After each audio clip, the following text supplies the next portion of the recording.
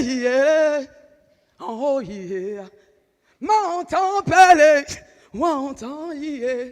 M'entend mouer, m'entend yeah. Je suis née différente. Je suis née femme. Je suis née belle. Je suis née vainqueur. Je suis née triomphante. Je suis née pour briller. Sur plusieurs milliers de spermatozoïdes, j'ai été celle qui a vaincu et qui a fécondé. Oui. Et aujourd'hui encore, je vais partager cette expérience. Avant d'aller plus loin, je voulais dire merci à Dieu qui me permet d'être là ce soir. Je voudrais dire merci à mon père.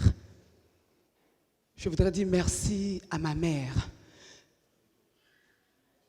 J'aurais souhaité partager ce moment avec mes deux enfants, mais qui, j'espère, là-bas où ils sont à la maison, m'entendent. Je voudrais dire merci à Madame Dogo, qui est là, présente, mon coach. Je voudrais dire merci à Ambra Structi, au docteur Ambra Structi, chorégraphe. L'histoire commence à Bobo, un quartier populaire, dans une cour commune. Oui. On était très heureux. Nous étions vraiment très, très, très heureux. Et je regardais mon grand frère à l'époque, qui était footballeur à l'Africa Sport National. Il s'appelait Nyamba Maniang. Et je le regardais partir, revenir. Il faisait des tournées incroyables. Vraiment, c'était la star du quartier. Et je le regarde, j'ai dit, il faut que je perce aussi. Je dois y arriver. Mais ici, d'une famille vraiment nombreuse, tout est possible à celui qui croit. Et donc,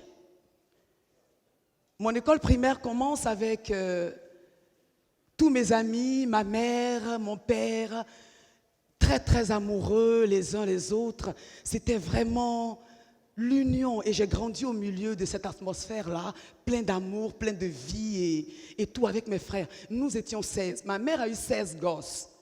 Pas de jumeaux. C'est pas la blague, hein? C'est réel. Ouais. La 10e, c'est moi. Et donc 10 sur 10. Parce que je me tiens là devant vous pour partager ça avec vous. Et donc, merci.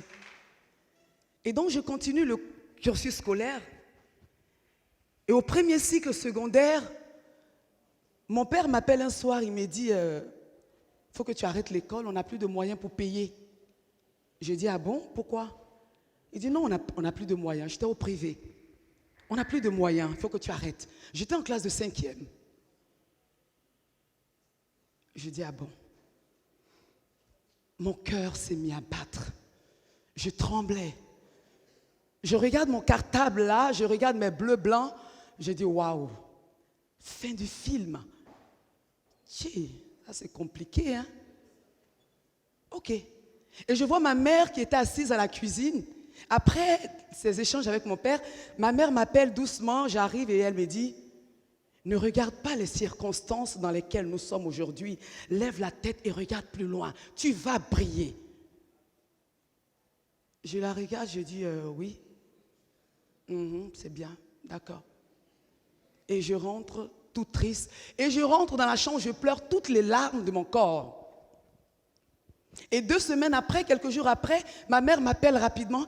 Elle dit, viens, Coco, viens. Je dis, oui, maman. Elle dit, je t'ai trouvé quelque chose à faire. Je dis, waouh, je vais retourner à l'école. Elle dit, non, je t'ai trouvé un petit job. Nous étions à Bobo. Je t'ai trouvé un petit job à la Riviera. Tu seras nounou. Je dis, quoi? Elle dit, nounou.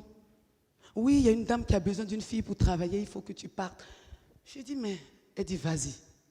Et donc, je prends ma route, je bouge. Et l'anecdote, c'est quoi? La veille, mes frères, pour rendre la chose beaucoup plus... je ne sais pas comment dire.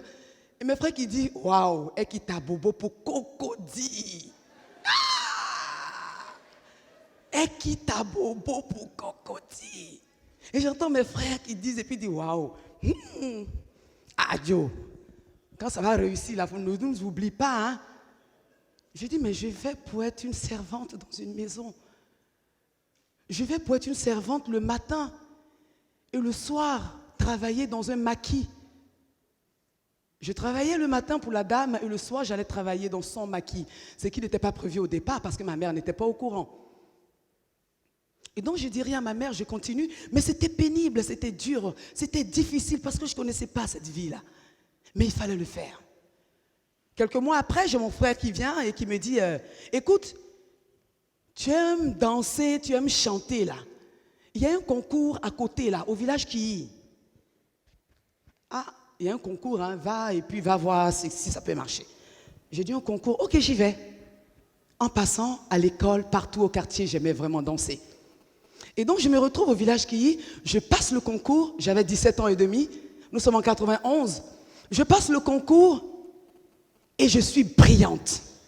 Wara King, pour ceux qui connaissent Wara King, Wara King que je veux saluer ce soir, me regarde et elle me dit... tu es brillante, ma fille, mais tu es trop jeune. Tu as quel âge? J'ai dit, j'ai 19 ans. Je suis désolée, hein. Et elle dit, 19 ans? Non, c'est pas possible. Ta pièce d'identité? J'avais ma pièce scolaire. J'ai dit, non, non, j'ai pas de carte d'identité. Elle dit, bon, lundi, viens, on était un vendredi. Lundi, tu viens avec ton père et tu viens avec ton père, un parent et ta pièce d'identité. Donc, lundi, je me pointe. J'ai compris que Wara King avait vu quelque chose en moi. J'ai compris que Wara King s'était intéressé à ma personne parce qu'il y avait une flamme à l'intérieur qu'elle avait envie, sinon qu'elle voulait ventiler davantage pour que cette flamme puisse éclairer aujourd'hui le nombre, un maximum de personnes. Et donc je débarque avec mon père, je cale tout avec mon père, je dis, tu lui dis que j'ai 19 ans, point barre. Tu ne vas pas me faire un deuxième coup, s'il te plaît. Il me regarde, il dit, allons-y, on y va. Et Wara King qui parle avec nous, elle est brillante, votre fille, oui. Mais mon problème, c'est qu'elle est jeune. Elle a quel âge, en fait? Je regarde mon père et dans mon cœur, c'est, je t'en supplie, papa, pas une fois, je t'en supplie. Et mon père me regarde, il regarde Wara, il dit, elle a 17 ans et demi. Waouh! Vous voyez? C'est comme ça que j'ai réagi. Il dit, hey. Et il lève la tête après, il dit à Wara, si vous avez vu quelque chose en elle, si vous avez vu une flamme en elle, que vous avez le désir d'activer, prenez-la, je m'engage, je fais une décharge parentale, je vous la laisse et je m'en vais. C'est comme ça Wara m'a accueilli au sein du village Kiyi.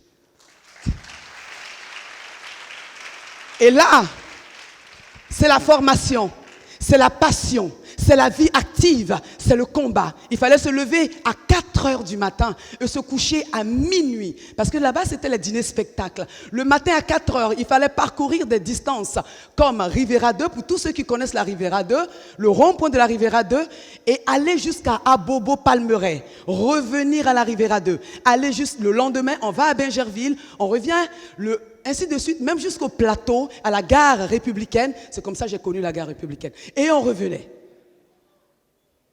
C'était vraiment un parcours de combattants. Nous étions 5 qui avions été retenus.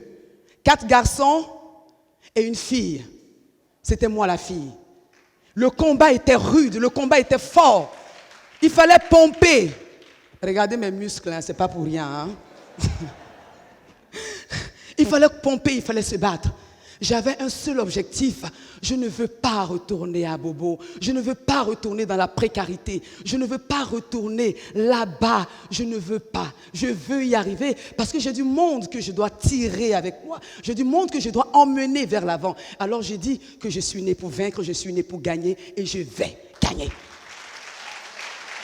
Et c'est comme ça que le concours, la formation, et à un moment donné, parce qu'il fallait 3 mois de formation avant d'être appelé kiyiste, il fallait le mériter. Il fallait le mériter. Et donc après ces deux mois de formation, les 4 autres ont abandonné. C'était un vrai service militaire. Le slogan de Wara, c'est la gratuité, une non-valeur. La gratuité, une non-valeur. Mais ce que j'ai l'intention de partager avec vous ce soir, ce sont les 3 V. Les 3 V. Vivre, valeur, victoire. Nous sommes nés pour vivre et pour vaincre. Et pour y arriver, nous devons avoir des valeurs. Nous ne devons pas piétiner nos valeurs pour des miettes. Et quand tu avances avec des valeurs, la victoire est là et elle t'attend. Et donc, ils s'en vont et je reste seule. Ils ont tous fui. C'est la nuit, on peut fuir au village Kiyi. Tu ne peux pas fuir la journée. C'est des gros bras qui sont là. Et donc, une nuit, honnêtement, j'en avais marre. J'ai dit, je suis venue pour danser, je n'ai pas le droit de voir mes parents, de visiter mes parents. Ils n'ont pas le droit non plus de me visiter pendant 3 mois. Et donc, je me bats et après, la veille de la proclamation du résultat, je prends mon petit bagage et je commence à sortir. Quelqu'un m'interpelle par derrière. Je dis non, je vais vider la poubelle. Tu vas vider la poubelle? Je dis non, ce sont des chiffons que je dois les jeter. Il dit ok. Je pensais que c'était la fin du film. Il y avait une broussaille à l'époque, juste derrière le village Kiyi, et il y avait quelques kiyistes derrière dans la broussaille. Et pendant que je partais, arrivé juste après le portail, j'ai commencé à courir. Et c'est là que j'entends, elle s'en va! Et ça commence à courir, tic, tic, tic, tic. Et je cours de toutes mes forces, je supplie mes forces de ne pas m'abandonner, mais malheureusement, on me tient. Et on me retourne à Were. Were me regarde et dit, mais qu'est-ce qu'il y a, Niamba? Je dis, mamie, je n'en peux plus. Je n'en peux plus. Elle dit, mais c'est déjà terminé. Tu as fini. C'est demain, on allait proclamer. Et parmi les 4, tu penses qu'on n'a pas vu les 4 partir? Si, on les a vus partir. Mais on a vu également leur cheminement. Tu es celle qui a été choisie. Et comme ça, la veille, tu étais en train d'abandonner. Et c'est là qu'elle me serre fort dans ses bras. Elle dit, bienvenue au Kiyi. Tu es désormais un kiyiste.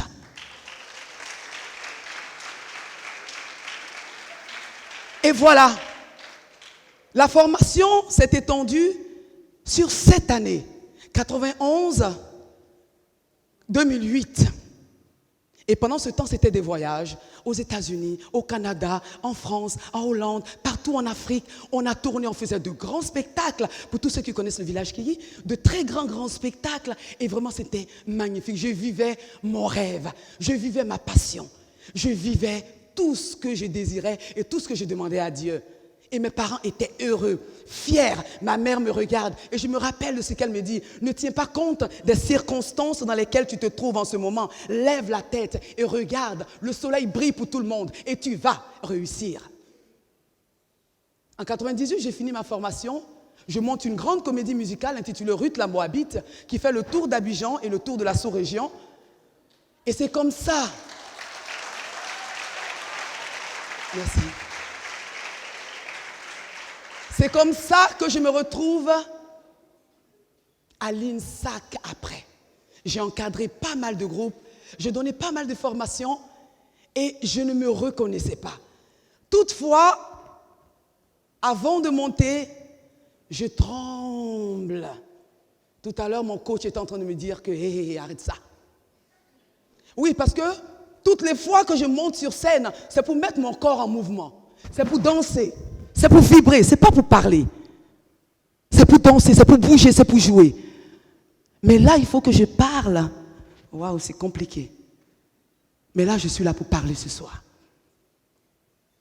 Le directeur de l'École nationale de théâtre et de danse se retrouve au Palais de la Culture et il me voit jouer. Il regarde. Et le lendemain, il m'appelle. Vous pouvez venir enseigner nos étudiants en comédie musicale. Nous n'avons pas cette discipline. Ce que j'ai vu est magique. J'ai dit, niveau d'études,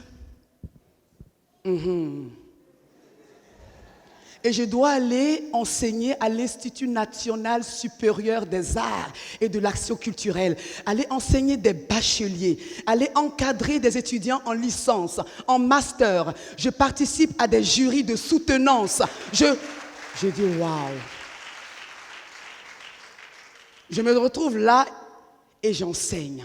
Je mets toute mon expérience au service des étudiants. Je me documente. La force que nous avons eue au village Kiyi, c'est que tous les Kiyistes étaient pratiquement des illettrés ou des enfants de la rue, des personnes qui n'ont pas eu la chance de terminer les études. Mais Were mettait à notre disposition des enseignants, des maîtres. Nous avons côtoyé des maîtres tels que Ray Lema pour la musique, des enseignants dramaturges tels que, comment il s'appelle, Zadi Zaourou, aujourd'hui qui n'est plus parmi nous. Nous avons côtoyé Lokwa Kanza pour nous accompagner. Nous avons côtoyé des maîtres. Et ça, c'était la force de Were.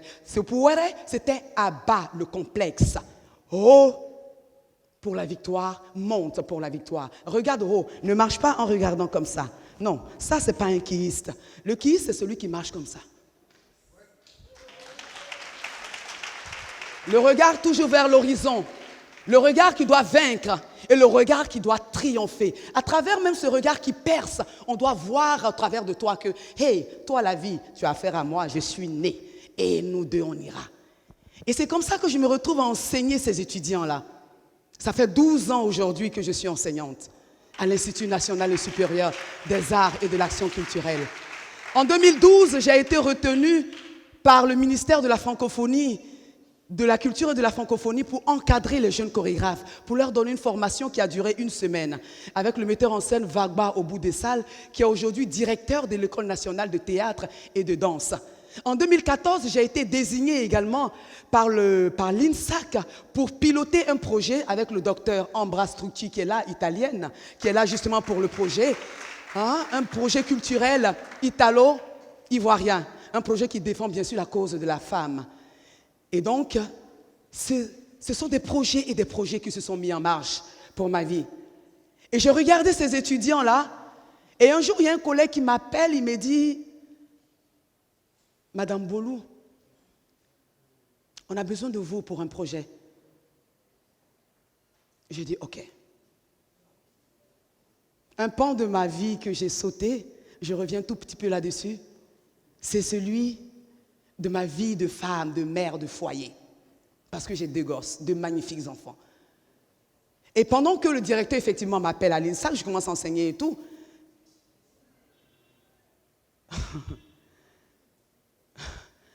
Je commence à vivre. Et voilà que dans le foyer, il commence à avoir des problèmes.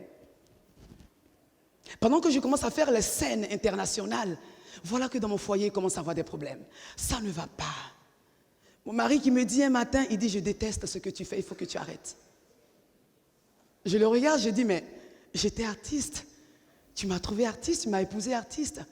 Il dit, je veux que tu arrêtes de monter sur la scène. J'aime pas quand tout le monde te regarde comme ça. Je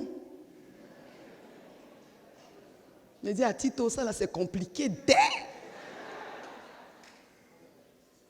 Je dis, ok. Donc, entre-temps, je quitte la scène pendant 13 ans. Ouais. Je quitte la scène pendant 13 ans. Mais je reste un coach pour conduire, pour guider tout ce qu'il voulait. Va enseigner tes étudiants, va faire tes petits gombos, mais toi-même sur scène, je n'en veux plus. J'ai dit, ok, j'obéis pendant 12 années. Et pendant ces 12 années, puisque je ne monte plus sur scène, les difficultés commencent à se mettre en place. Je n'ai plus de contrat à l'extérieur, les difficultés se mettent en place. On n'a plus suffisamment de moyens pour vivre. Je commence alors à vendre des beignets et de la bouillie de mil. Ouais. Je me réveillais à 4 heures du matin pour allumer le feu, préparer mon mil, battre ma farine et griller ce qu'on appelle, les gars, bofloto. Et je me retrouvais en train de faire ça. Quand je fais combien de tours en arrière, je me souviens que Wara Liking me réveillait à 4 heures du matin pour aller faire du jogging, pour me muscler intérieurement, mais surtout extérieurement. Je me plaignais. Mais cette plainte-là devient aujourd'hui une qualité, une valeur. Parce que j'ai dit non. Il faut que je me réveille tôt, il faut que mes enfants, ma fille parte à l'école, mon fils parte à l'école. C'est difficile pour mon mari. Et donc, je vendais les beignets de 6 heures à 8 heures. J'appelais une voisine. C'est bon, j'ai fait à Bobo. Donc, le voisinage, là, ça va très vite. Même à Cocody, là, ça nous rattrape. Voilà. Et donc j'appelle ma voisine, je dis, tu peux continuer à vendre la bouillie, moi je dois l'enseigner mes étudiants. Et je l'ai fait pendant 1 an et demi. Et après, malheureusement, ça n'a pas marché avec mon très cher époux. Ça n'a pas marché, nous nous sommes séparés. Je suis restée avec les 2 enfants. Non, c'était quelqu'un de formidable, mais ça n'a pas marché. Et je continue à vivre, je recommence à vivre, je recommence à monter sur scène, je recommence à animer les conférences, je recommence à former les étudiants, je recommence à vivre ma vraie passion. Je rencontre Abbas Zen, dont je fais Gaou Story, partout sur les affiches Abidjan. Voilà, Bakom Niamba en gros, je dis waouh, la vie reprend, les enfants. Ah, c'est pas mal. Ouh là là, voilà les projets qui arrivent. Je recommence à emprunter l'avion. Mes enfants m'accompagnent à l'aéroport, je prends le vol, je m'en vais, je reviens. Je dis waouh, la vie est belle. Mon cher et tendre époux, honnêtement, je t'aime bien. Mais qu'est-ce que je fais? Nous sommes séparés, mais pas encore divorcés, je vous expliquerai. Et donc j'avance, j'avance et j'avance. Quelque temps après, mon mari revient. Il dit, il faut qu'on reprenne. J'ai dit, je n'ai pas changé de métier. Hein. Et finalement, j'ai pris du recul. Là, nous sommes en pourparlers. Dieu nous aide. Oui, Dieu nous aide. Et donc, la vie continue et j'avance. Et mes enfants avec moi. Je dis, vivre, vaincre, valeur. Regardez le V. Regardez bien. C'est 3 V. Et ces V-là, d'un bout à l'autre, il n'y a pas de pont. Non. Il faut descendre dans une sorte de vallée pour remonter, aller chercher le bonheur. Oui. Il faut accepter de descendre dans la vallée. Tu ne peux pas sauter d'un point à l'autre. Regardez ce X là, c'est un piège, il est parsemé de V. Ouais. On ne peut pas sauter, il n'y a pas de pont. Il faut forcément descendre. Ensuite, remonter. Et c'est ça. Et donc la vie continue. Et je reviens au collègue qui m'appelle, qui me dit, on veut te confier un boulot, on a besoin de ton CV. Je dépose mon CV. Ah, je n'ai pas mis niveau d'études. Hein. Il me regarde, il me dit, niveau d'études. Je dis, c'est important ça? Il dit, oui, mais toi, tu as un grand niveau. Je dis, second, premier cycle, collège. Il dit, non, tu plaisantes. Je dis, si, c'est la vérité, je me suis arrêtée en classe de 5e. Il dit, non, ne me dis pas ça. Quoi? Tu n'as pas fait terminale. Tu n'as pas fait seconde. Tu n'as pas fait... Donc, tu es dans les concours, tu es programmé pour encadrer des étudiants qui font leur mémoire, en master, en licence. Ça fait 12 ans que tu enseignes ici. Mais tu es toujours resté haut comme ça. Il dit, pardon, ça, ce qu'on va faire pour t'aider, je connais un copain qui dirige une grande école, on va juste falsifier, il va t'accorder le diplôme là, et puis on va voir comment aménager. Parce que, Madame Bolou, ne dites plus rien, ça c'est trop gros. J'ai dit, ah, je sors, je réfléchis, je vais parler avec ma mère. J'ai dit non, ça ce ne sont pas les valeurs que ma mère m'a inculquées. Je ne veux pas tricher. Je ne veux pas tricher. Je dis non. Je vais voir un autre collègue, je parle avec lui, il me regarde comme ça. Il dit, je peux te dire une chose? J'ai dit, oui, vas-y. Il dit, en 2016, tu vas passer ton bac. J'ai dit, non, ça fait 30 ans, j'ai quitté les bancs, je t'en supplie. Il me regarde droit dans les yeux, il dit, tu vas passer ton bac en candidat libre. Mais quand il a dit, tu vas passer ton bac, ça m'a ramené 30 ans en arrière. Quand on me renvoyait des bancs en classe de 5e, parce que mes parents n'avaient plus les moyens de payer. Je le regarde, je dis, J'ai dit oui, je vais passer le bac. J'ai 42 ans. Je vais passer le bac. Et en ce moment, ma fille aussi devait passer son BPC. Et donc, je regarde ma fille tous les soirs, je la bouscule. Pense, elle va étudier. Arrête la télé, là, va étudier. Et donc, je rentre à la maison, je me mets à prier. Je regarde mes enfants, je souris. Je regarde mon parcours, je rends gloire à Dieu. Et j'ai dit, ouais, je vais passer le bac. Ouais, je vais passer le bac. Et je me mets à étudier 2 mois avant le bac. Je vais à la draine, je m'inscris, je fais tout ce qu'il faut et je me mets à étudier. Mais avec un cœur qui bat la chamade comme ça. Boum, boum, boum. J'ai dit oui. Vivre, vallée, il faut descendre. Et je vais me retrouver là avec des étudiants que j'ai encadrés, qui sont devenus professeurs et qui doivent m'évaluer pendant le bac. Oui. Ils ont passé la fonction publique, ils sont devenus enseignants et donc ce sont eux qui doivent m'évaluer. Je regarde des enfants que j'ai eu encadrés, on doit s'asseoir sur le banc pour composer. Comme Niamba, personne, en te regardant, on ne peut pas s'imaginer un seul instant. Je dis, oui, et quoi? Je vais m'asseoir. Et donc j'arrive au bac, quand mes étudiants me voient, madame, nous sommes dans le même jury. Madame Bolou est là. Je dis, non, je suis candidate. Et donc vous entendez, madame Bolou est candidate, madame Bolou est candidate. C'est pas possible. Ça murmure, ça chuchote, ça murmure, ça chuchote. Je le regarde et j'ai composé pendant 1 semaine, 2 semaines, les épreuves théoriques et pratiques terminées.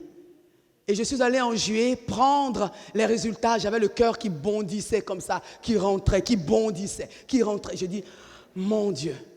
Et j'entends après, Niamba épouse Bolou. Vous êtes admise avec mention assez bien. J'ai crié, wow. J'ai dit, wow. Et je cours. Je vais trouver mon père. Et je regarde mon père, je dis, papa, j'ai eu mon bac. Parce qu'en allant, je ne lui ai rien dit. Je dis, papa, j'ai eu mon bac. Il me regarde. Il dit, tous ceux pour lesquels j'ai dû te sanctionner n'ont même pas eu le bac. Tu es la seule parmi tous mes enfants à avoir eu le bac. Tu es sûr? Et je vais avec la collante. Je dis, papa, voilà. Mon père, il a 85 ans aujourd'hui. Il regarde la collante et il me serre dans les bras. Il dit, mais tu es trop courageuse. Comment tu as fait? J'ai dit, je suis née pour gagner. Je suis née pour vaincre. Je suis née pour aller de l'avant. Je suis née pour dire oui à la vie. Je suis née pour dire non. Merci, Coach Nguessan, pour le message qui a été transmis.